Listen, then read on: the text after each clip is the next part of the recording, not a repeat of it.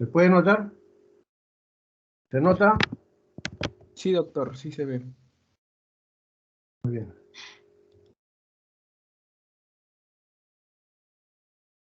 Entonces, el día de hoy vamos a comenzar con las hemorragias de la primera mitad del embarazo. Toda esta semana se va a realizar hemorragia de la primera mitad del embarazo, luego viene de la segunda mitad del embarazo. Vamos a ver. Las causas de sangrado vaginal durante el embarazo se dividen en la primera mitad de la gestación y la segunda mitad, o sea, a partir de la semana, antes de la semana 20 y después de la semana 20. Por ejemplo, acá vemos un embarazo con un hematoma subcoreano, con una amenaza de aborto. O sea, el sangrado vaginal en el primer trimestre puede ser resultado de un aborto no espontáneo. Como vamos a ver, el día la clase de hoy justamente es relacionado con el aborto, ¿no? Delegado, estás grabando, ¿no? Sí, doctor, Delegado, está grabando. ya, muy bien, gracias. En la segunda mitad del embarazo ya hablamos de otro tipo de hemorragia, ya no es aborto, sino puede ser relacionado con la placenta. En este caso vemos una causa de hemorragia en la segunda mitad del embarazo que está relacionada con una placenta previa. Es una placenta que se ubica por delante de la penetración sobre el cuello uterino y que causa una hemorragia, ¿no? Entonces son diferentes causas. Entonces, resumiendo, en la primera mitad del embarazo vamos a encontrar estas tres causas principales de sangrado. El aborto, el embarazo ectópico y la enfermedad de tromboblasto, que se van a desarrollar en estos 3 días que se va a hacer la clase teórica. Entonces, me corresponde a mí hacer un estudio del aborto. ¿Qué cosa es el aborto? El aborto viene etimológicamente de una palabra, es latín abortus, que viene de dos vocablos, ab, mal, orto, nacimiento, un mal nacimiento. Desde el punto de vista médico, según la Federación Internacional de Ginecobstetricia, se define como aborto a la interrupción del embarazo hasta las 20 semanas de gestación o hasta un peso del feto de 500 gramos. Hasta 500 gramos. Esa es la definición médica, según la Federación Internacional de Ginecobstetricia. Pero también el aborto se puede definir desde el punto de vista legal. Desde el punto de vista legal ya no interviene la edad gestacional, porque desde el punto de vista legal, el aborto es la interrupción del embarazo en cualquier momento de la gestación. Bueno, entonces, médicamente, vamos a ver también la FLASOG y la OMS también definen como la separación del producto de la concepción antes de un nivel de maduración en el cual no puede ser viable, ¿no? O sea, en este caso la FLASOG y la OMS lo van a definir aborto hasta antes de las 22 semanas. Antes de las 22 semanas. O sea, un feto es viable a partir de la semana 22, 154 días, o cuando el feto, digamos, es mayor de 500 gramos. Entonces, en el caso de la FLASOG, la Federación Internacional de Ginecobstetricia, y la OMS definen aborto, la pérdida de la gestación, antes de las 22 semanas. Porque a partir de las 22 semanas ya se considera parto pretérmino, o cuando el peso del feto supere los 500 gramos. Entonces, epidemiológicamente, más o menos el 10 a 15% de todos los embarazos en las mujeres terminan en el aborto. Este es el promedio más o menos de gestantes. Y cuando uno pregunta en la fórmula obstétrica, más o menos 10 a 15 pacientes, por ciento de los pacientes van a referir que han tenido algún aborto durante su vida, ¿no? Ahora, el 75% de las pérdidas van a ocurrir antes de la implantación. Y a veces no son detectadas, ¿no? El 25%, entonces, son detectadas clínicamente. O sea, son más del tiempo de la implantación. Estos abortos son llamados microabortos, ¿no? Que pueden ser también ocasionados por métodos de planificación familiar, ¿no? O, por ejemplo, en el caso de las píldoras deficientes, que impide la implantación del óvulo, ¿no? Ahora, el 90% de los abortos se producen antes de la semana 12. ¿No? Y el 60-70% de estos abortos son causados por problemas genéticos, o sea, una anomalía cromosómica. Se ha formado mal el producto, entonces el organismo trata de eliminarlos, ¿sí? Y generalmente son de tipo genético, el 60-70%.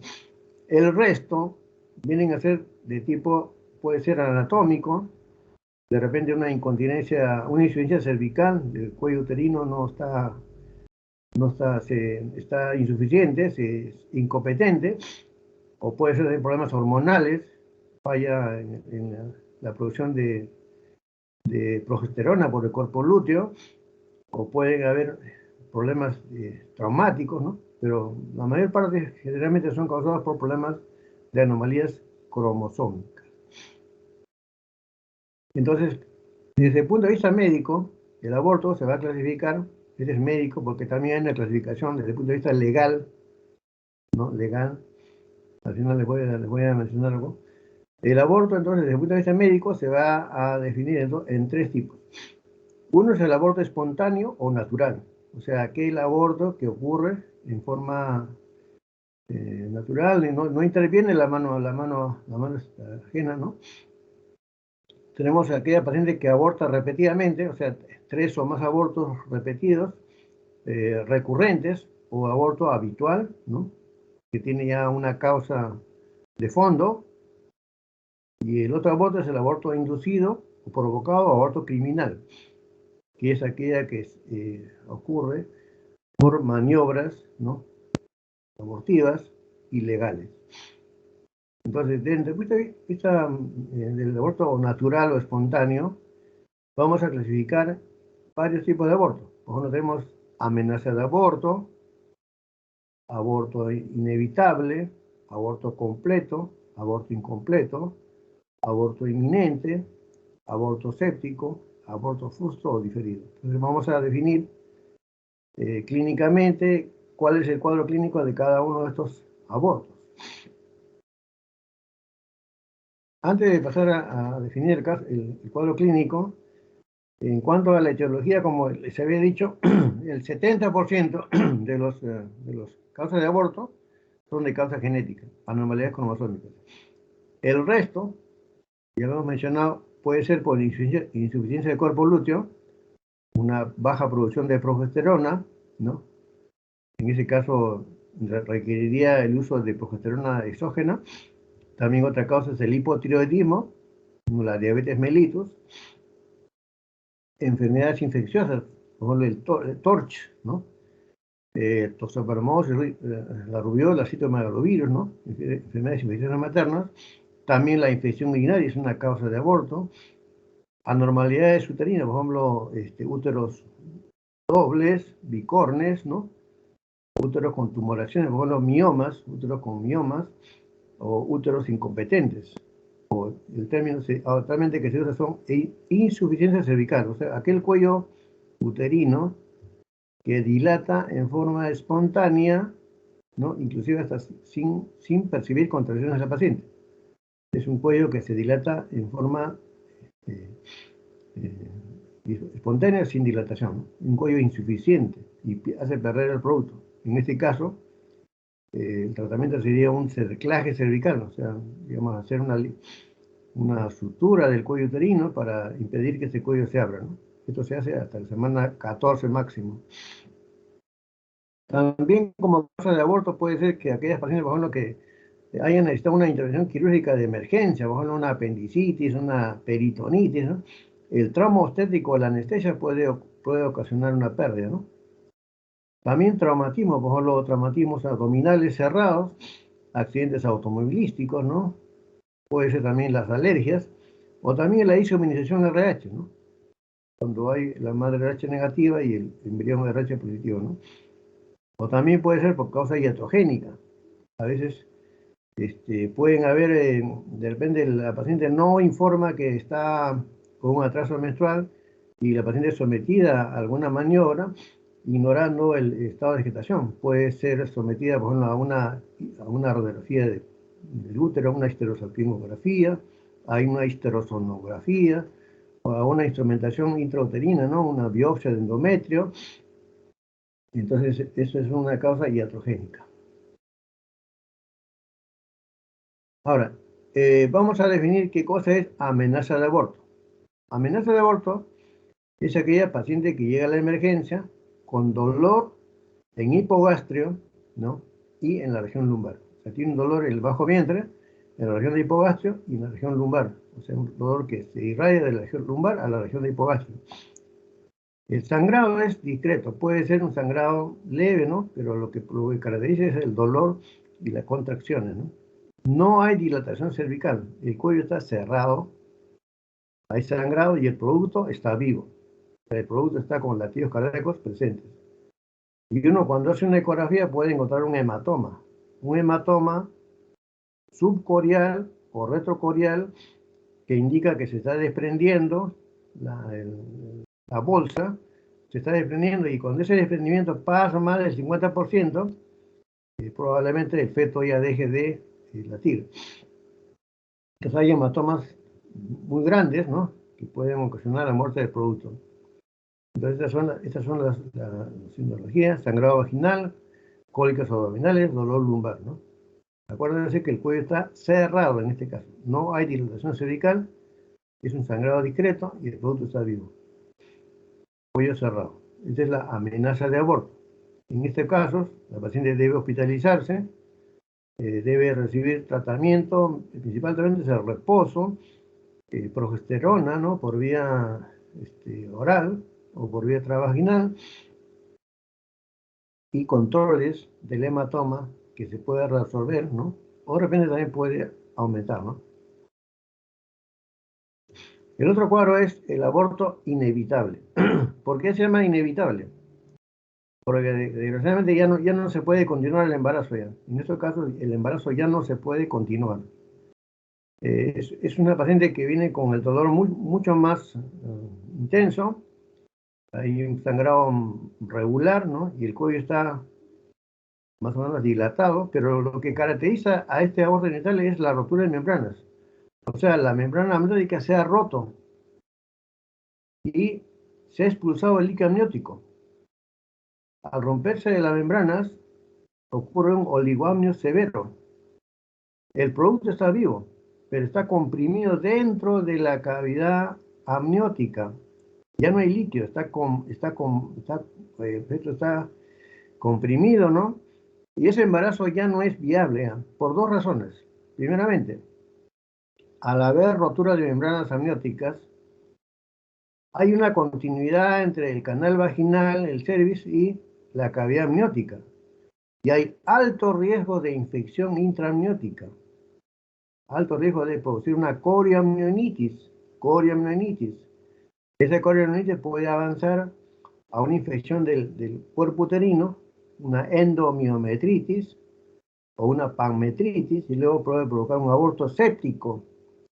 Y la mujer puede terminar o bien de repente con una histerectomía o puede morir, ¿no? Por la infección, por la sepsis, ¿no? Por la coriamnionitis. Aparte de eso, ese producto va a estar comprimido y no va a desarrollar bien. Va a tener una hipoplasia pulmonar y va a fallecer en el transcurso de la gestación. O bien por la infección o bien por la compresión del útero, ¿no? En la pared, no hay líquido que lo proteja. Porque una de las funciones del líquido amniótico es justamente proteger al feto, ¿no? De los traumatismos externos y proteger de las contracciones uterinas, ¿no? Y también de la infección. Entonces, cuando ustedes estudian el líquido amniótico, van a ver que el líquido amniótico tiene varias funciones y esto se debe a que las membranas están íntegras. Cuando ya se rompe la bolsa amniótica, el líquido se pierde. Entonces, aborto inevitable está relacionado con rotura de membranas ovulares. Y ocurre el oligoamnios o anhidramnios, no el líquido, y el producto puede estar vivo. Entonces, a la paciente se le explica y se le dice: señora, este embarazo ya no puede proseguir. Han habido casos, por ejemplo, pacientes que se han hecho una fertilización in vitro, les ha costado un montón de dinero, pero desgraciadamente se ha roto la bolsa amniótica y se les ha explicado que no se puede continuar el embarazo. Se han negado a veces a que se le pueda interrumpir la gestación, o sea, inducir el aborto, pero han terminado mal, porque han terminado con una infección y al final han perdido el útero, ¿no? O de repente hasta pueden fallecer. Entonces, es una indicación de terminar, en este caso, se va a inevitable porque hay que terminar el embarazo, usando ya algún medicamento para expulsar el producto y terminar con un legrado uterino o una aspiración manual endourina, como vamos a ver más adelante. Entonces, aborto inevitable. El aborto incompleto es aquel aborto en donde prácticamente la paciente llega a la emergencia con una hemorragia severa, el cuello está abierto y ya se ha expulsado ya el producto, parte de la gestación, ya han quedado restos, ¿no? Han quedado restos dentro de la cavidad uterina. O sea, hay una expulsión parcial de restos o productos de la concepción. Cuando uno hace una ecografía va a encontrar que dentro del útero quedan restos de placenta, ¿no? El embrión depende de ser expulsado, ¿no?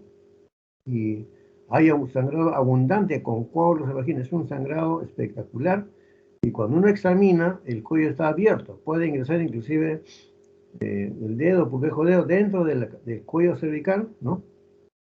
Del canal cervical, perdón, del canal cervical, y puede encontrar restos en el espéculo, puede encontrar restos que están protruyendo a través del canal cervical. Esto requiere un tratamiento de inmediato, hacer un legrado uterino o una aspiración manual endouterina porque la paciente se puede descompensar, se puede chocar. Una vez que se retiran todos los restos y coágulos que hay en la cavidad uterina, el útero se contrae y deja de sangrar inmediatamente. Pero si ustedes, esta paciente, bueno, no se hace inmediatamente la limpieza de la cavidad uterina, va a seguir sangrando, puede entrar el choque hipovolémico y esos restos se pueden infectar. Puede provocar una endometritis posaborto. El aborto completo es aquel cuadro que solamente se elimina todo antes de las 6 semanas, o sea, cuando es un aborto ovular. Acuérdense que hasta las 6 semanas se llama aborto ovular, hasta las 12 semanas se llama aborto embrionario y a partir de más de las 12 semanas se llama aborto fetal. Entonces, cuando el producto se pierde antes de las 6 semanas, todavía prácticamente no se observa muy bien el embrión. Eso es un aborto ovular, entonces se puede eliminar, depende completamente. Se expulsa todo y al final uno hace una ecografía y encuentra la cavidad uterina vacía. O sea, prácticamente se ha perdido todo el saquito, como ven ustedes acá, todo el saco enterito, ¿no? Y prácticamente ha quedado un poco de sangre nada más, ¿no? Y el cervix se puede cerrar después de esto, ¿no? Y ocurre en raras ocasiones y se tiene que comprobar por una ecografía. Hay que comprobarlo y ver si la cavidad uterina está limpia, ¿no? El aborto inminente es aquella paciente que viene por una metrorragia roja rutilante abundante, sangrado abundante, con bastantes contracciones dolorosas y frecuentes como si fuera un parto. El canal cervical está permeable, el cuello está abierto, y uno si hace la ecografía puede encontrar esta imagen, en donde prácticamente está la bolsa, en reloj de arena, está protruyendo la bolsa en vías de expulsión. Está protruyendo prácticamente el embrión, el saco, está protruyendo prácticamente en el canal vaginal, ¿no? Y uno ecográficamente puede inclusive observar que se está eliminando el producto a través del canal cervical. Es un aborto inminente, o sea que está ya en curso o en vías en progresión ya para ser eliminado, ¿no? Entonces esto tiene que verse en el momento de evaluación por ecografía. O a veces en el espéculo uno puede ver ya prácticamente la bolsa ya protruyendo fuera de la cavidad uterina, ¿no? Canal cervical. Aborto inminente. El aborto retenido o aborto frustro es aquel feto que la paciente viene a controlarse, ¿no? Y uno encuentra en la ecografía que el embrión está muerto ya, ¿no? Por ejemplo, puede tener la señora, depende, 15 semanas y encuentra que el embrión, por ejemplo, ya no ha latido, de repente 4 semanas o más. Si ha pasado más de 8 semanas, se llama aborto frustro, ¿no? Si es menos, se llama aborto retenido, ¿no? En este caso, puede ser que el producto haya dejado de existir y la paciente no se da cuenta, y lo único que refiere al paciente que ya no tiene náuseas. O sea, prácticamente ya no hay síntomas de embarazo, o sea, ya no hay náuseas ni vómitos, se le ha ido, ¿no? El útero no le crece, entonces no hay hemorragia, no hay dolor, el cuello está cerrado. Ese es un hallazgo ecográfico, ¿no? Entonces, eso se detiene el crecimiento uterino y ecográficamente uno encuentra latidos cardíacos fetales ausentes, y si es que es un feto, y si es un embrión, encuentra el saco arrugado, ¿no? Con el líquido amniótico escaso o ausente. En este caso, ya tiene también que ponerse, le vende prostaglandinas para eliminar el saco y el producto, y luego completar con un legrado uterino o un ameo. Ahora, cuando este aborto retenido ocurre tempranamente, puede ser que al inicio del embarazo la paciente le encuentren el saco gestacional, que esté embarazada. Pero este saco gestacional, conforme avanzan las semanas, no aparece el embrión. Entonces, esto se llama embarazo anembrionado. Solo ocurre del desarrollo placentario temprano, ¿no? No hay embrión y se descarta por medio de una ecografía transvaginal a las 6 semanas, ¿no? Una regla es que debe observarse el saco vitelino en un saco gestacional mayor de 10 milímetros. Si el saco mide más de 10 milímetros, ya tiene que haber una vesícula vitelina. En todo saco gestacional mayor de 10 milímetros debe observarse un embrión. O sea, si el saco mide más de 10 milímetros, nosotros debemos observar obligatoriamente el embrión. Y si el embrión mide más de 4 milímetros, ya debe tener actividad cardíaca. Claro, podemos ver un embrión, depende de 2 o 3 milímetros, y ecográficamente no se detecta aún la actividad cardíaca, pero si el embrión ya tiene más de 4 milímetros, debe de verse actividad cardíaca. El Doppler del ecógrafo debe de captar la actividad cardíaca. Entonces, el punto de corte es que si uno encuentra el saco gestacional más de 10 milímetros, debe haber vesícula vitelina y debe haber un embrión dentro del saco gestacional. Si uno no encuentra, dice que es un embarazo anembrionado. O si encuentra un embrión más de 4 milímetros y no tiene latidos cardíacos fetales, es un aborto frustro, un aborto retenido. O una gestación no evolutiva, en último caso, una gestación no evolutiva. Tenemos el aborto recurrente, el aborto habitual, es aquella paciente que tiene 3 o más abortos, ¿no?, repetidos en forma consecutiva. Aquella paciente que aborta en forma consecutiva 3 o más veces, ¿no?, se considera aborto habitual o recurrente. Se consideran abortos clínicos previos espontáneos, no provocados. Y eso tiene ya también que la paciente tiene que entrar acá a un plan de estudio en donde se tiene que averiguar todos los factores que hemos visto en las causas del aborto, comenzando por hacer un estudio cromosómico, un estudio genético a la pareja, para ver si no tienen algún antecedente genético. Investigar también, por ejemplo, problemas hormonales, hipotiroidismo, diabetes, ¿no? Hacer una ecografía de cómo está el útero, cómo está el cuello uterino, ver todos los antecedentes que hemos mencionado anteriormente, ¿no? Hacer un estudio y encontrar la causa, ¿no? Infecciones, problemas de tipo anatómico, todo eso tiene que estudiarse, y al final al paciente se le da un diagnóstico y puede aconsejársele o no de repente tener más hijos. Puede ser que se encuentre un problema genético, un antecedente genético, digamos, que sea dominante. En ese caso no se le aconseja tener más hijos, ¿no? Ahora, por último tenemos el aborto séptico. El aborto séptico es un cuadro infeccioso severo que puede ser causa de muerte. Es una causa de muerte en la mujer. Es una causa de mortalidad materna en el Perú. Antiguamente, por la cantidad de maniobras abortivas que había, ¿no?, había mucho muchos casos de aborto séptico. Actualmente ya con el uso de las prostaglandinas, generalmente expulsan el producto y vienen al hospital sangrando y se les hace su limpieza, ¿no? Pero antiguamente para provocar el aborto se introducía el líquido dentro de la cavidad uterina, líquido, introducían palos de tejer, introducían sustancias infecciosas, ¿no? Por ejemplo, agua con jabón, hasta creso, inclusive, podían infectar la cavidad uterina, ¿no? Palos de tejer. Se han visto ya en los antecedentes, pero actualmente eso ya no se ve porque las mujeres recurren más que nada ahora al uso de prostaglandinas. El aborto aséptico se puede presentar en cualquier tipo de aborto, que hemos mencionado anteriormente, ¿no? Produce una fiebre alta, produce dolor suprapúbico, hay una hipersensibilidad, hay un abdomen agudo, ¿no? Dolor pélvico, cuando uno examina en el tacto vaginal, va a encontrar que a la movilización del cuello uterino y el útero va a haber un dolor intenso. Cuando uno mueve el cuello uterino, palpa, dolor.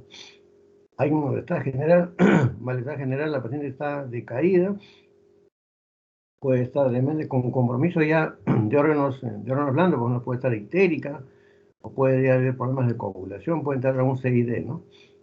Entonces, vamos a ver más adelante cómo es el aborto séptico.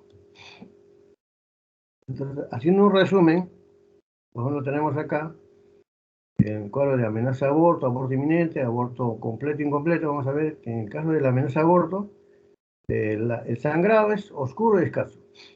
En el aborto inminente es rojo, abundante y continuo. En el aborto incompleto es persistente, ¿no? Y en el aborto completo ya mínimo porque ha dejado de sangrar. En el caso de la amenaza de aborto hay contracciones uterinas presentes. En el aborto inminente bastante contracciones porque se está produciendo el aborto en ese momento. En el aborto incompleto puede haber dolor, acá en el completo ya no hay dolor, porque ya se elimina el producto. En la amenaza de aborto el cuello uterino está cerrado, en el aborto inminente el cuello está permeable, en el aborto incompleto sí hay cuellos totalmente abiertos, restos ovulares en el útero y en la vagina. Uno puede poner un espéculo y puede encontrar restos que se están expulsando en el canal cervical. Y en el aborto completo ya se cerró el cuello está cerrado. También vemos que en la amenaza de aborto el producto está dentro de la cavidad uterina, está vivo, no hay desprendimiento. En el aborto inminente ya el producto se está produciendo a través del cuello uterino. Y en el aborto incompleto ya se ha expulsado, ya hay retención de restos, ¿no? Y en el aborto completo también ya se ha expulsado ya el huevo y los anexos, ¿no? Cuando uno hace ecografía en ese aborto encuentra el embrión vivo, ¿no? Hay una hemorragia, un hematoma subcorial y el embrión está vivo dentro de la cavidad uterina, con un hematoma alrededor. En el aborto inminente, uno en la ecografía puede ver que se está expulsando el producto, está ya prácticamente saliendo por el cuello uterino. En el aborto incompleto hay que encontrar restos desorganizados en la cavidad uterina, ¿no? Se encuentra un tejido todo irregular.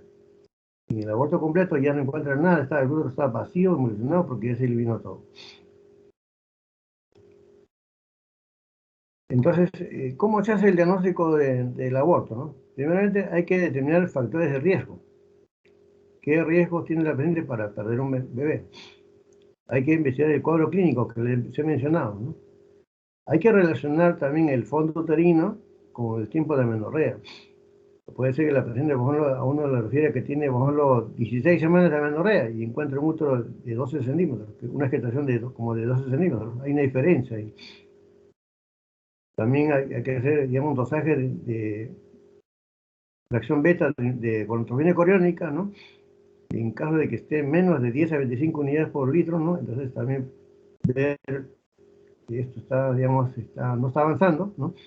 Hacer uso de la ecografía transvaginal para descartar ya el aborto o otra causa de sangrado del primer trimestre, ¿no? No toda paciente embarazada que sangre es aborto, por si acaso, ¿no? Puede ser que tenga una lesión en el cuello uterino, un cáncer de cuello uterino, un pólipo de cuello uterino. Puede ser que tenga una lesión, digamos, en la vagina. Depende de un desgarro vaginal, poscoital, ¿no? Entonces, no, hay que pensar meramente en una paciente que está embarazada, aborto, y luego, si no hay problema con el embarazo, fijarse bien cómo está el canal cervical. El diagnóstico diferencial del aborto, primeramente va a ser con la enfermedad de trofoblasto, o sea, la mola hiatiforme. Ustedes mañana van a estudiar, van a hacer la clase mañana teórica sobre la enfermedad de trofoblasto, la forma benigna se llama mola hiatiforme, ¿no? Otra causa de sangrado es el embarazo ectópico. Mañana es este embarazo ectópico, mañana y pasado mañana mola, ¿no? El embarazo ectópico, o sea, aquel embarazo que ocurre fuera de la cavidad uterina, que puede localizarse en la trompa, en el ovario, en el cuello uterino, en el ligamento ancho, en la cavidad abdominal, ¿no? O sea, un embarazo fuera de la cavidad uterina. Puede estar en el cuerno del útero. También hay que determinar, como ya les he dicho, que toda paciente gestante puede sangrar de otra patología ginecológica. Por ejemplo, pólipos, ¿no? En el cuello uterino puede haber pólipos, ¿no? Una inflamación del cuello uterino, cervicitis o un cáncer del cuello uterino, neoplasias, miomas, que pueden sangrar.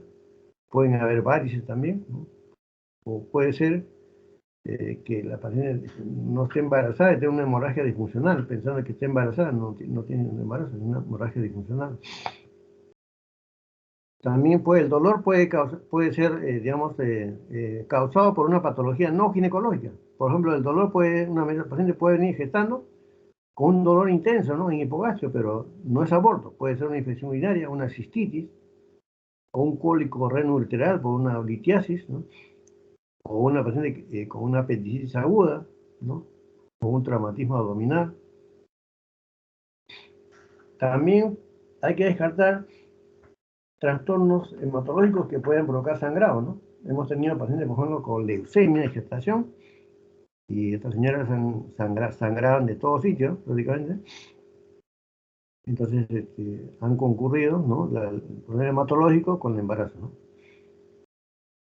Este es, por ejemplo, una imagen de embarazo ectópico, ¿saben ustedes? Este es un embarazo tubario que ocurre más o menos a nivel de la ampolla, es la zona más frecuente, la ampolla de la trompa. Y va a tener, la trompa puede soportar un embarazo más o menos hasta las 6-7 semanas. Y luego ya la trompa no soporta el volumen y estalla, puede provocar un embarazo complicado, un embarazo ectópico complicado cuando se rompe, se llama complicado. El embarazo ectópico entonces puede ser no complicado cuando esté entero, no está roto, y complicado cuando estalla y produce una hemorragia interna. Pues una hemorragia puede sangrar dentro de la cavidad, podemos encontrar 1 o 2 litros de sangre, ¿no? Que puede llevar al shock hipovolémico a la paciente, y si no es tratado de inmediato puede provocar la muerte del paciente. Este es un embarazo ectópico tubario. También puede provocar un embarazo, que el embarazo ectópico puede ser a nivel de la fimbria, y el óvulo fecundado inclusive se puede expulsar de la trompa a la cavidad abdominal. Y este embrión vivo puede anidarse en la cavidad abdominal, provocando un embarazo abdominal, y este embarazo puede proseguir la gestación hasta cierto tiempo, ¿no? Entonces puede estar, digamos, la placenta sobre las vísceras, la vejiga, el intestino, es una causa de embarazo ectópico abdominal secundario a un aborto tubario. Un aborto tubario. Este es un aborto de la trompa, tubario. Diferente de lo que estamos estudiando nosotros. Mañana se va a hacer la práctica de esa patología, del embarazo ectópico. Vamos a ver cómo se trata médicamente y quirúrgicamente un embarazo ectópico, cómo se diagnostica. Y otra causa de sangrado es la mola hiatiforme. Vean ustedes acá, cuando uno hace una ecografía, va a encontrar dentro de la cavidad uterina una imagen en panal de abeja, ¿no? Donde no hay embrión. Toda la placenta está degenerada con varias vesículas. Estas vesículas no son la mola hiatiforme. O sea, es la imagen típica en panal de abeja de la mola hiatiforme, la forma benigna de la enfermedad de tromboblastos. También hay una forma maligna que es el coriocarcinoma, que ya le van a explicar en la clase teórica. El coriocarcinoma, que es la degeneración maligna de de la mola. ¿Cómo se maneja una amenaza de aborto? Primeramente, cuando la paciente viene al hospital y uno detecta que el embrión está vivo y hay un hematoma subcorial y la paciente está con el cuello cerrado, lo primero que hay que hacer es reposo en cama, reposo relativo, la paciente está echada, puede ir al baño, ¿no? Pero no puede estar, digamos, caminando, ¿no? Se puede usar AINES, ¿no? Como son medicamentos antiprostagranínicos, ¿no? Y antiespasmódicos. Nosotros usamos el diclofenaco para, digamos, frenar la producción de prostaglandinas y también podemos usar medicamentos antiespasmódicos, ¿no? En estos casos usamos progesterona micronizada por vía oral, en dosis de 200 miligramos cada 12 horas, que puede ser tomada por vía oral o se puede aplicar por vía vaginal. La progesterona micronizada, que está sintetizada en forma artificial, ¿no? Y sirve bastante, ¿no? La paciente puede tomar esto durante 10-15 días, ¿no? Y eso va a mejorar, digamos, la hematología y el hematoma puede reaccionar con este tratamiento. Si hubiera un agente infeccioso, por ejemplo, una infección urinaria, ¿no? Entonces, realizar un urocultivo, un antibiograma para ese tratamiento respectivo. Si es una paciente, por ejemplo, con RH negativo, la paciente es RH negativo y tiene un aborto, ¿no? Entonces usar la vacuna anti-D, ¿no? Si es menos de 13 semanas, 50 microgramos, si es más de 13 semanas, 300 microgramos, ¿no? Hay que hacer, la amenaza de aborto, se tiene que hacer un seguimiento. O sea, cuando la paciente está hospitalizada, hacer un seguimiento, ¿no? Para determinar si el hematoma subcorial crece o está, digamos, está disminuyendo, ¿no? La evolución debe ser, digamos, según la ecografía, semanal, ¿no? Y si la paciente ya está en un periodo de 12 a 14 semanas, hacer una ecografía genética. ¿Por qué razón? Porque ya les he dicho ya, un gran porcentaje de esas amenazas de aborto son problemas de tipo genético. Entonces, a veces el mismo organismo trata de eliminar productos malformados, ¿no? Entonces, todo paciente que tiene un hematoma subcorial a veces puede ser que tenga un problema genético. Por ejemplo, de repente tiene una malformación congénita, una trisomía 20, bueno, la 21 no hay problema, pero la trisomía 18, que es incompatible con la vida, entonces son problemas que se tienen que descartar. ¿Y cómo se detecta? Bueno, si uno hace la ecografía genética y encuentra marcadores positivos, ecográficos positivos de aneuploidías, a la paciente se le tiene que sugerir hacer un estudio genético, un cariotipo del embrión. ¿Cómo así? Se puede hacer dos cosas. O se hace una amniocentesis, o sea, una punción de la cavidad amniótica, se saca el líquido amniótico y se hace un cariotipo del líquido amniótico, o de lo contrario se hace una biopsia de las vellosidades coriales. Una biopsia de las vellosidades coriales que es más precoz todavía, o sea, se puede hacer a partir de la semana 12, ¿no? Y la amniocentesis un poquito más tardío. Entonces, eso se lleva a la genética y hacen un cultivo de las células fetales, de las vellosidades coriales, y el médico especializado en genética nos va a referir qué tipo de malformación tiene ese feto. Una trisomía 3, 18, ¿no? Puede ser que tenga un problema. O de repente pues, es un fetito que tiene una trisomía 21, que eso no hay problemas. Los fetos con trisomía 21 pueden nacer, ¿no?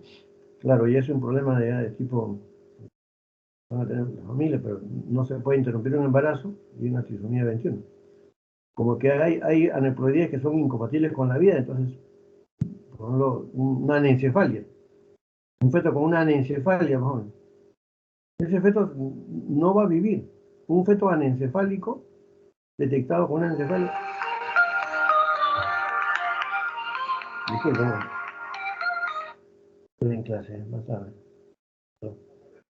Estoy en clase, más tarde veo. Disculpe, jóvenes. Le decía que un feto anencefálico, si uno detecta un caso de feto anencefálico, está indicado la interrupción del embarazo porque es un embarazo que va a provocar muchos problemas en la mujer, porque principalmente que va a haber un polidramios, ¿no? El feto no va a ubicarse en forma, puede ubicarse en transversa o en podálico, y al final ese feto va a morir, porque prácticamente no tiene cerebro, desde el punto de vista médico, está muerto porque no tiene actividad cerebral. Inclusive hay un caso que últimamente ha salido, no sé si será, pero han denunciado a un hospital por no interrumpir el embarazo a tiempo. Ya ha habido un antecedente del hospital Cayetano Heredia, una señora que presentó su carta para interrupción del embarazo por un feto anencefálico y no le hicieron caso. La paciente progresó y al final se complicó y perdió el útero, ¿no? Un problema hubo. Entonces hay casos, por ejemplo, una agenesia renal, el feto ya no tiene riñones, el feto va a morir, ¿no? O tiene una poliquitosis renal, una displasia renal severa, ¿no? Hay casos en que el embarazo no es viable, no es viable. Por ejemplo, tiene una trisomía 13 que va a causar con retardo mental y un montón de problemas de tipo anomalías congénitas múltiples, ¿no? Entonces, se hace una evaluación del caso clínico, ¿no? Con su examen ecográfico, con su examen genético, ¿no? Y eso se puede contemplar para, depende, hacer una interrupción del embarazo, ¿no? En casos de que sea, permita, ¿no? Se permita hacer este tipo de procedimientos en caso de que el feto sea de mal pronóstico fetal. Entonces es importante que todas las mujeres, a partir de la semana 12 a 14, sobre todo aquellas mujeres que tengan más de 35 años, debe hacerse una ecografía genética. Este es un examen de screening que antiguamente no se hacía, pues se encontraba que los fetos ya grandes se encontraban fetos con anomalias genéticas, ¿no? Ya no se puede hacer nada, ¿no? Pero si está en esta etapa de la vida, todavía de repente se puede proceder a hacer la interrupción del embarazo. Previa junta médica, ¿cierto? Ustedes saben que en el Perú está penado el aborto eugenésico, pero el único aborto que está permitido es el aborto terapéutico, ¿no? Cuando corre riesgo la vida de la mujer. Vale. Entonces, ¿cómo es que nosotros, si queremos interrumpir un embarazo, pues si se trata, por ejemplo, de un feto anencefálico, entonces, si es un feto menos de 12 semanas, podemos usar la prostaglandina, ¿no? Que es el misoprostol por vía vaginal, ¿no? De 8 miligramos cada 6 horas, hasta completar 3 dosis, ¿no? O misoprostol por vía sublingual, en esta dosis, ¿no? Y si es más de 12 semanas, ya la dosis es mucho menor, 400 microgramos, si es un embarazo de 16 a 20 semanas, por el riesgo de ruptura uterina. El misoprostol es un medicamento que no se puede controlar la acción. Puede de repente dar unas contracciones tremendas que pueda romper al útero, ¿no? Todo tiene su indicación y hay que saber usar en qué momento se debe usar la dosis correspondiente, ¿no? El misoprostol lo único que va a hacer es un análogo de la prostaglandina E1. Lo único que va a hacer es provocar contracciones y hacer que el cuello se abra y expulse el producto. Y se tiene que completar una vez que ya se expulsó el producto con un legrado o un ameo, ¿no? Entonces el misoprostol, que es un medicamento que se comenzó a usar por problema gástrico, ¿no? En gastroenterología, ¿no? Se vio que provocaba contracciones uterinas. Entonces, es utilizado en la prevención de la úlcera gástrica, ¿no? Por AINES, ¿no? Entonces, en caso de aborto, se está utilizado para inducir el aborto o también para inducir el trabajo de parto. Se absorbe por vía oral, pero también por vía vaginal, induce las contracciones uterinas, ¿no? Ese es el medicamento comercial que ahorita prácticamente se está vendiendo en las farmacias y no hay control a veces. A veces viene la paciente con el útero roto, ¿no? Con hemorragias, porque se han automedicado. Otro medicamento que sirve para provocar el aborto médico es la mifepristona, que es un derivado de la norepinefrina de alta afinidad por los receptores de progesterona, ¿no? Y produce necrosis de la vesícula y un reblandecimiento del cuello uterino y produce aumento de las contracciones y aumento de la sensibilidad de prostaglandinas. Esta mifepristona es un medicamento que no lo venden en forma de las farmacias, sino hay en hospitales, ¿no? Hay que pedirlo en el hospital con una receta especial para que se use, ¿no? Ahora, ese es el tratamiento médico o sea, el aborto. ¿Cómo se hace el aborto? Por tratamiento médico. Pero todos los abortos generalmente terminan con un tratamiento quirúrgico, cuando tienen restos dentro de la cavidad uterina. Entonces, por ejemplo, una indicación es el ameo, que se llama aspiración manual endouterina. ¿En qué caso se hace el ameo? Cuando el útero es menos, cuando el fondo uterino llega a menos de 12 centímetros y el cuello está dilatado menos de 1 centímetro, ¿no? En caso en todos los casos se debe hacer, en el caso de un aborto estético, un tratamiento antibiótico 6 a 8 horas antes de hacer el ameo, debe de hacer antibiótico, ¿no?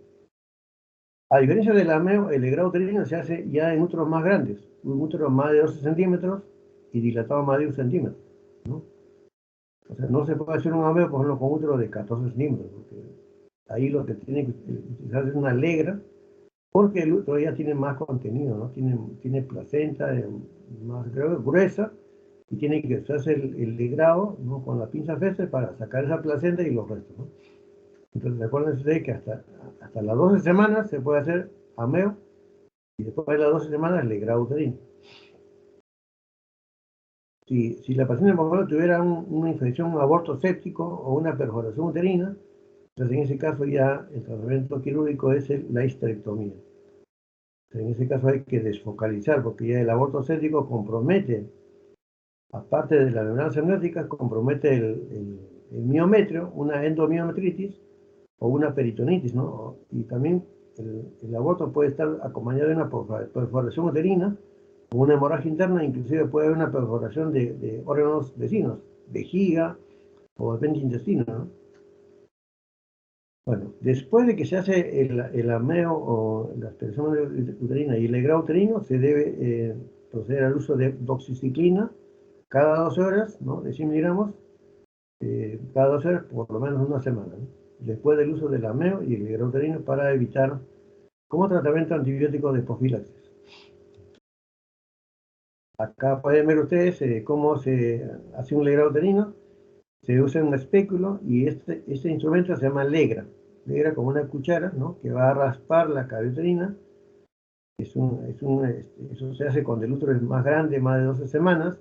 Tiene bastante riesgo, porque estos instrumentos metálicos pueden perforar el útero si no se usa adecuadamente. Pueden perforar, sobre todo cuando el útero está infectado, está blando, se pueden pasar y pueden lesionar órganos vecinos, intestino, vejiga, ¿no? O también puede lesionar el cuello uterino, una laceración cervical. Ese es en forma inmediata. Pero si uno, por ejemplo, raspa demasiado la cavidad uterina, se lleva toda la capa de endometrio, la capa basal, puede provocar que el útero se chineque, se pegue. Entonces, la paciente después del legrado viene al mes, no le viene su regla, a los 2 meses no le viene su regla, y uno hace una ecografía y el útero está totalmente pegado. Eso se llama, es una complicación que es una sinequia uterina, ¿no es cierto? Es una complicación que se pega a la pared uterina, ¿no? También el legrado uterino puede provocar que el cuello uterino se lesione y quede digamos, permeable, ¿no? Con una inconveniencia cervical, ¿no? O de repente el legrado uterino no ha limpiado toda la cavidad uterina y ocurre retención de restos. Puede ser que la señora después del legrado siga sangrando y uno le hace la ecografía y ve que no se ha limpiado de forma completa, ¿no? Bueno. El otro tratamiento quirúrgico, aparte del legrado uterino, es el ameo. Acá pueden ver, este es el instrumental para realizar el ameo, la aspiración manual endouterina, que es un procedimiento moderno, ¿no? Con la jeringa de Karma, que tiene la válvula, tiene el cilindro, ¿no? El émbolo, ¿no? Uno hace un vacío en la cavidad uterina y lo conecta a estos instrumentos que van a ser los adaptadores y las cánulas que se van a introducir dentro de la cavidad uterina. Por ejemplo, acá tienen diferentes medidas, ¿no? El último es digamos, hasta semana 12 nomás. Acá pueden ver el 7, el 6, El 5, este es para biopsia de endometrio, ¿no? Entonces, cada cánula tiene diferente diámetro según el tamaño del útero. Tamaño del útero. Ven ustedes acá, eh, esta válvula va conectada al cilindro, ¿no? Y al émbolo, ¿no? Y esta válvula tiene doble válvula. Acá vemos que tiene doble válvula. Se cierra esto, se jala el émbolo y se forma un vacío dentro de la cabeza uterina. Se conecta al adaptador y a la cánula y esto va dentro del útero. Y luego se suelta el vacío y jala todo el contenido que está dentro, lo jala a la cavidad uterina, a la cavidad del cilindro. ¿Cuál es la ventaja? Primeramente, que es un método, ¿no? Que solamente se usa anestesia cervical, o sea, una anestesia paracervical, no necesita anestesia general como el legrado uterino, ¿no? Hay menor tasa de lesión en el cuello uterino, menor tasa de perforación, porque esto es plástico, más flexible. Hay menor pérdida sanguínea, menor necesidad de anestesia general, que digo, como en el legrado uterino hay que usar anestesia general porque la paciente sufre más de dolor, porque es un procedimiento más traumático, y hay menor tasa de infección, ¿no? Menor tasa de infección.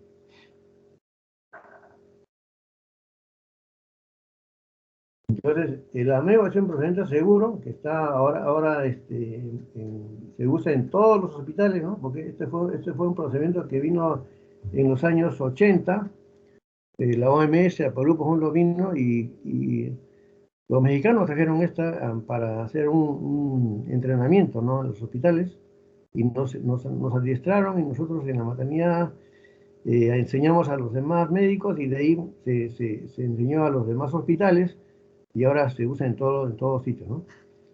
Bueno, está recomendado por la OMS desde el año 78, ¿no? Para el manejo del aborto en útero menos de 12 semanas, ¿se acuerdan? Menos de 12 semanas.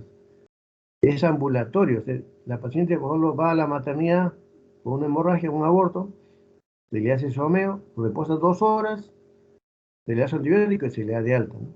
Es ambulatorio, reduciendo el costo, la estadía y la seguridad de resultados, ¿no? También se puede usar para biopsia de endometrio, cuando la paciente no está embarazada. Se usa para el aborto incompleto o para el aborto incompleto cético también, ¿no? Acá pueden ver las partes de la jeringa de Karma. Esta es una jeringa de doble válvula y acá hay una jeringa de una sola válvula. Esto generalmente se usa para biopsia de endometrio. Ven ustedes acá la válvula, ¿no? Ven ustedes acá el cilindro, el émbolo, mango del émbolo. Hay un anillo de seguridad que impide que salga todo el émbolo, ¿no? Acá vemos el adaptador, ¿no? Y la cánula que se introduce dentro del útero. La cánula está perforada, acá tiene perforaciones, que a la hora que uno jala el émbolo, cierra la válvula, jala el émbolo y forma un vacío. Se conecta al adaptador, cuando ya la cánula está dentro, suelta el vacío, inmediatamente jala. Todo el contenido lo jala dentro del cilindro, ¿no? Y uno hace maniobras rotativas en forma de reloj para limpiar toda la cavidad uterina hasta el fondo. Este instrumento, como es plástico, hay menos riesgo de perforación uterina. ¿Cuáles son las complicaciones tempranas que puede ocurrir en el aborto? O sea, supongamos que una paciente va a un lugar y le hacen, digamos, un legrado o le hacen un AMEO que no está bien hecho, ¿no? Entonces es una causa de muerte. ¿Por qué? La paciente puede presentar hemorragias. ¿Hemorragias por qué? Porque depende, es un embarazo muy grande, han expulsado el feto, ¿no? Y han provocado una atonía uterina, el útero no se contrae. Han habido casos en que han llegado a la maternidad pacientes sangrando, que les han puesto inclusive la oxitocina por a través de la piel, les han introducido agujas, todo, y el útero no se contraía, la paciente sangrando, y han llegado al hospital, la paciente muerta, ¿no? Me acuerdo de un caso de un médico recién egresado que se ve dedicado a hacer un degrado con un feto grande. La paciente eliminó el feto y el útero no se contraía. Vino al hospital y la paciente estaba muerta por hemorragia, un choque polémico. Otra causa de hemorragia es que no se limpie bien la cavidad uterina. O sea, sigue sangrando porque hay restos todavía que no se han eliminado. Otra causa es que se desgarre el cuello a la hora de hacer el legrado, se desgarre el cuello, ¿no? O se perfore, se puede perforar también, ¿no? De repente se pasa, de repente le hace la histerometría y encuentran que el útero, por ejemplo, mide 14, ¿no? Y de repente en un momento se pasa la legra y ya llegó hasta 20. Ahora, la perforación más frecuente en el fondo uterino, ¿no? Eso puede cursar con dolor, sangrado genital o intraperitoneal y fiebre, ¿no? Hay veces que la perforación puede ser en un lugar que no tenga vasos sanguíneos, ¿no? En ese caso, si uno encuentra que detecta que se ha perforado el útero, entonces en ese caso observar a la paciente 12, 24 horas, ¿no? Darle oxitóxicos, antibióticos y observarla. Pero si la paciente, por ejemplo, tiene baja del hematocrito, está sangrando, hacer una laparotomía de emergencia, ¿no? Para solucionar la rotura uterina o de repente hacer la histerectomía, ¿no? En el 10% de los casos de perforación, retención de restos, en el 10% de los casos de legrado, en casos de personal no bien adiestrado, ¿no? Las complicaciones tardías del aborto, primeramente la infección, ¿no? La infección. La infección, debido, por ejemplo, a que no se ha limpiado bien, entonces hay infección, digamos, post-aborto, ¿no? Igualita a la infección puerperal. Puede provocar también un aborto séptico. Una paciente, por ejemplo, que no se ha usado, por ejemplo, el misoprostol y piensa que ya eliminó todo. Y hay restos dentro de la cavidad uterina y eso va a llegar un momento en que esos restos van a degenerar, se va a infectar y va a provocar un aborto séptico, ¿no? Entonces es una infección del aborto en cualquiera de los estadios, ¿no? Es la principal causa de muerte en cualquier país de América, ¿no? Y generalmente los gérmenes más frecuentes son los gram positivos, los gram negativos y los anaerobios, ¿no? Y como le dije, si uno raspa demasiado la cavidad uterina, lo que va a provocar es una sinequia uterina, ¿no? Y se van a pegar las paredes del útero, se van a pegar y la paciente va a tener una amenorrea, ¿no? Luego, pues, el aborto también puede provocar una sensibilización RH. Una sensibilización RH, o sea, depende de la mujer es RH negativo y el embrión es RH positivo, entonces queda sensibilizada. Entonces le hacen el test de Coombs indirecto y como ha tenido un aborto en el próximo embarazo, puede estar sensibilizada y puede provocar que su feto tenga problemas, ¿no? Una incompatibilidad RH, ¿no? Bueno, vemos acá el aborto séptico. El aborto séptico, como ya les he dicho, está causado generalmente por abortos no tratados, ¿no? Es el grado máximo de infección que hay en la cavidad uterina se clasifica en aborto séptico grado 1, grado 2 o grado 3. El aborto séptico grado 1 está limitado a la cavidad uterina. O sea, solamente se puede solucionar limpiando la cavidad uterina, ¿no? El paciente está en buen estado general, no hay compromiso del estado general, ¿no? En el grado 2 ya la infección ha avanzado a los anexos, a los parámetros, al peritoneo, ¿no? O sea, ahí hay una peritonitis. Hay un compromiso importante del estado general. Está con fiebre, con división izquierda, ¿no? En la forma leucocitaria, ¿no? Y en el grado 3 ya la diseminación está fuera de la cavidad uterina, ¿no? De la cavidad pelviana, perdón, y ya la paciente entra ya en un shock séptico, ¿no? En una septicemia, en una tromboflebitis pélvica, ¿no? En un CID, un shock séptico, insuficiencia renal aguda. Causa de muerte. Una causa de muerte en el Perú todavía es el aborto séptico.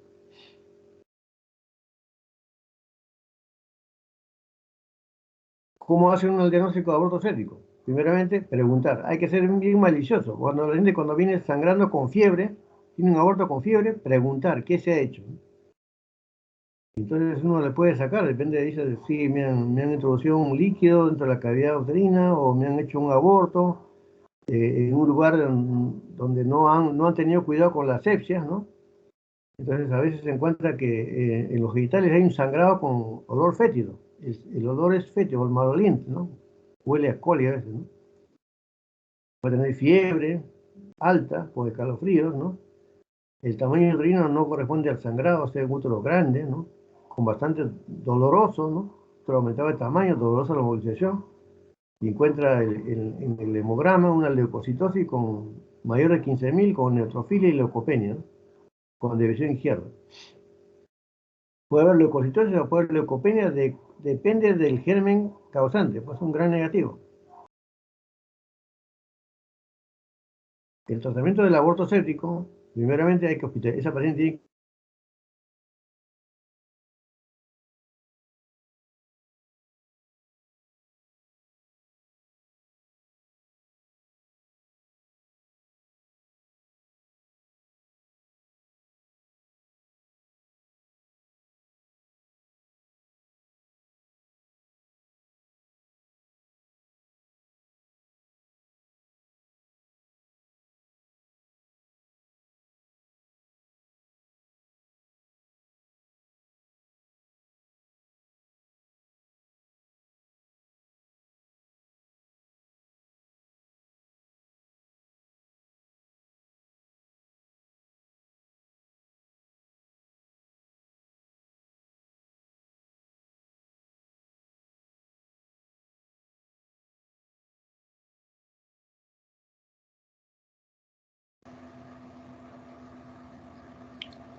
Doctor, disculpe, no se le escucha.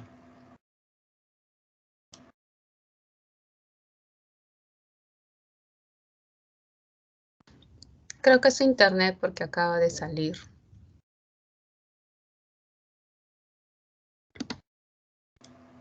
Sí, creo.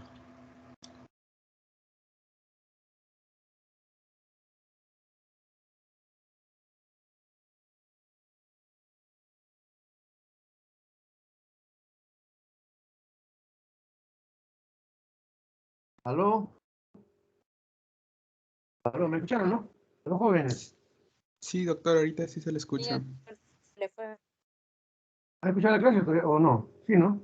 Sí, doctor, solo la última parte Hasta la nomás. parte de aborto séptico. Ya está bien. Bueno. Díganme, jóvenes, ¿alguna pregunta que tengan que hacer? Supongo que en la mañana habrán hecho prácticas sobre aborto, ¿no? En la práctica, ¿no?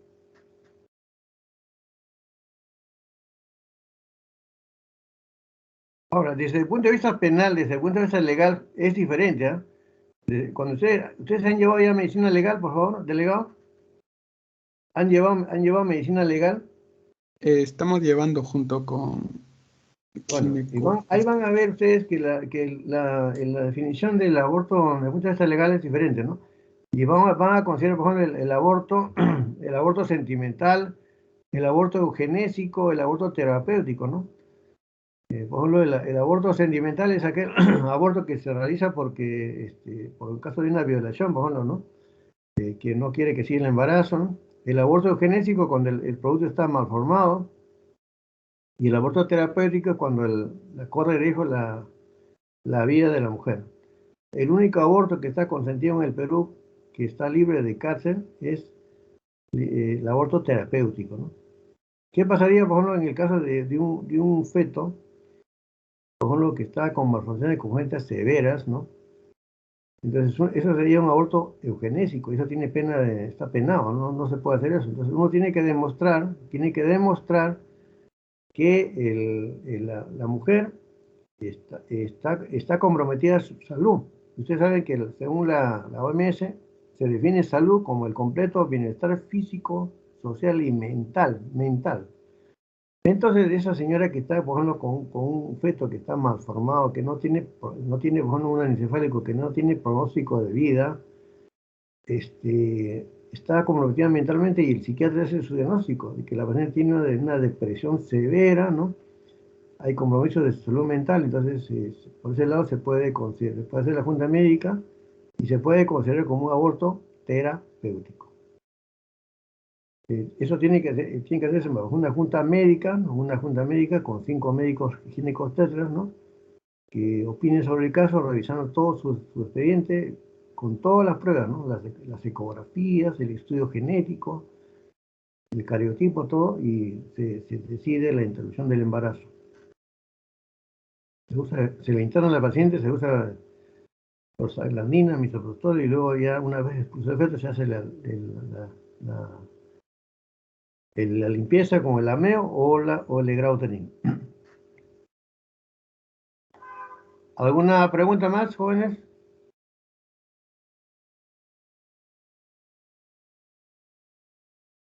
Bueno, si no hay más preguntas, vamos a terminar acá.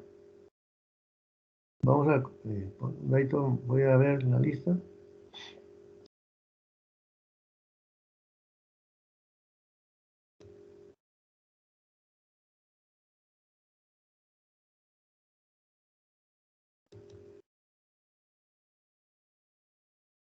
Muy bien, jóvenes.